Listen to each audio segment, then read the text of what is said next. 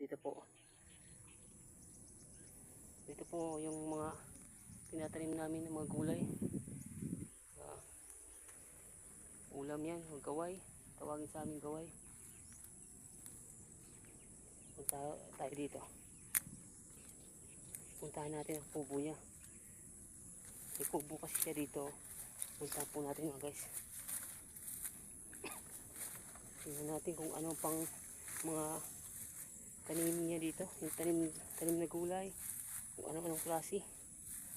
Para makita naman natin sa ating mga viewers kung ano ang buhay ng probinsya dito sa lugar namin. Kung gaano kasarap, kung gaano kasaya. Dito po. Masukal na kasi ito kasi sa kaluwangan nito yung tinataniman, hindi mag-isa lang kasi siya. Hindi niya kaya linisin yung mga damo-damo. Kaya kung anong naaabot lang niya, yun lang ang nililinisan niya para hindi naman gaano masira yung mga tanim nila. Dito po yung kubo niya. Puntahan po natin.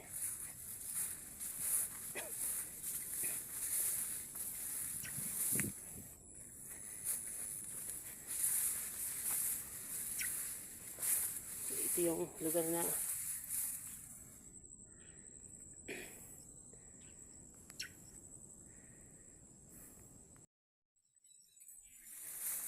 dito po sila nakakakuha ng panghanap buhay nila araw-araw. Ito po yung bagong tataniman niya ko. Inano na po niya, nilinis na po. Yan po, nilinis niya. Mag-isa lang ang gumawa niyan. Mag-isa lang po ang nag-ano niyan. Tumabaho.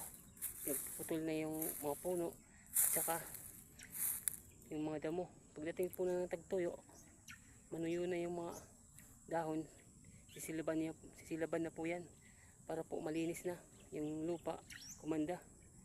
Para yung pagtanim nila, bago tumubo yung lupa, yung tinanim nilang mga gulay o anumang tatanim nila, tubo muna bago sumibol yung mga damo-damo.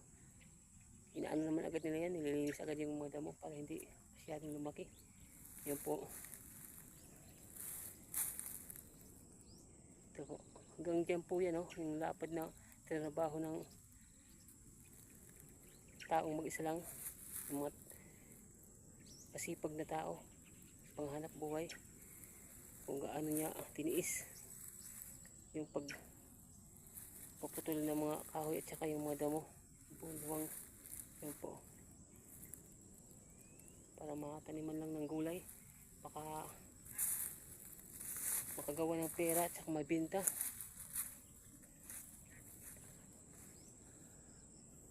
Ito po yung itatanim niya. Pakita po natin. Ito po. Siguro talong to. Ito po. Ito po. Yan po. Yan po yung binhi. Yan po. Yung binhi na po yan. Itatanim na yan pag masilaban na yung mga pinutol niya. Pag nasilaban na yan, ano pa nila yan? Lilinisan. Linisan pa yan yung ilalim ng lupa. Para yung tinabasan nilang mga kahoy, wala nang masyadong natirang mga damo. Yan po yung tatanim nila. Siguro ano to, pag hindi to talong, sitaw. Hindi ko alam kung ano ba yan, pero sigurado akong gulay yan. Yan po. Tapos po yan silaban, ilinisin nila yan para malinis yung ilalim, para yung pagtatanim nila ng mga gulay hindi naman masyadong madamo. Yan po yung itatanim nila. Gulay po yan. Pinaano muna nila, pinalaki bago itanim. Ilipat kasi nila yan isa-isa. Bawat isang binhi, yun ang itatanim nila. Ito po. Yan po yung lugar na tataniman nila, yung pinakita namin kanina ng binhi. Yan pong tataniman nila dyan.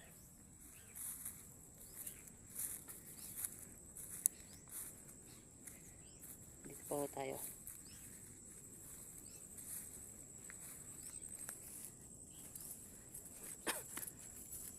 Kita pa natin yung mga itong madamo-damo na to, hindi na nila siguro abutin to. Doon lang siguro kasi sa luwang na to. Mag-isa lang naman kasi siya gumagawa dito. Mayroon lang siyang may tanim, mayroon na siyang magawang trabaho sa araw-araw para mayroon siyang malibangan ba, kasi medyo may kaidaran na yung nag-aano nito dito, mga alaga, para ma-maintain lang yung pangatawan niya, umayos lang yung pangatawan para hindi masyado siyang mabinat sa kanda niya. Sanay kasi siya sa trabahong ganito, bundok. Itong maluwang na to, mga damo-damo, minsan inano na rin niya to, dininisan para mataniman. Palipat-lipat po kasi yung tanim niya dito.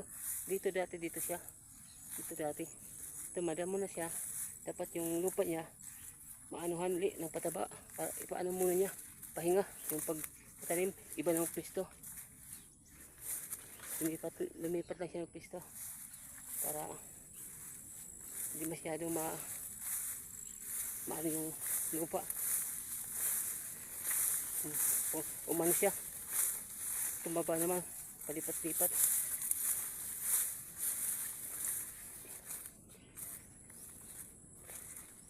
Dito po yung lugar na trabaho ng mga farmers natin, mga kabayang farmers natin. Dito sila namumuhay sa bundok. Mas ang kagandahan dito sa atin sa probinsya kasi parang sariwa yung hangin, sariwa yung makain mong gulay, sariling tanim dito kasi hindi mo silang pitasin, sarili mong tanim kung anong gusto mong gulay, makakapagluto ka kasi ng sariling tanim.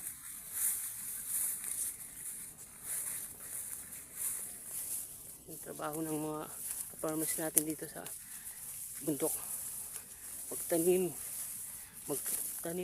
kahit di biro, basta importante sariling sikap, huwag nang umasa sa iba. Yun po ang dahilan ng hirap ng mga farmers natin sa probinsya. Sige po, hanggang dito lang muna po tayo. Lilipat naman po tayo sa ibang lugar. Salamat po sa mga ating subscriber, sa mga viewers. Salamat po sa mga pag-comment lang po.